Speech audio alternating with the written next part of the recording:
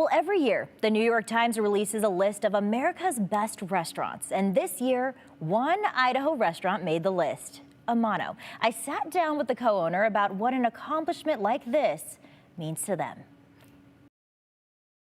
It still feels like it's not real. Amano co-owner and chef Salvador Alamilla still can't believe his restaurant made the New York Times list of the top 50 restaurants. You look up to these restaurants and you're inspired and by these restaurants, and you don't ever think that something like that can happen to us or to a community like this. The Caldwell restaurant was the only establishment from Idaho to make the national list. I feel very proud for the team. I look at, like, you know, my wife and my mom and my aunts and the people that work here,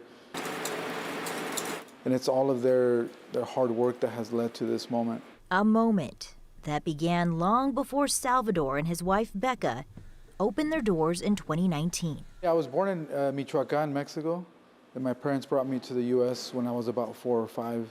I grew up in Southern California, but I've lived in Idaho for about 15 years now, where I met my wife. We have 3 beautiful kids, and I was studying to become an architect. But instead, he cooked up a new dream to open Amano. Amano literally means by hand. Whenever I was talking to somebody about in the family of what they remember most about growing up, and it was always like tortillas hechas a mano.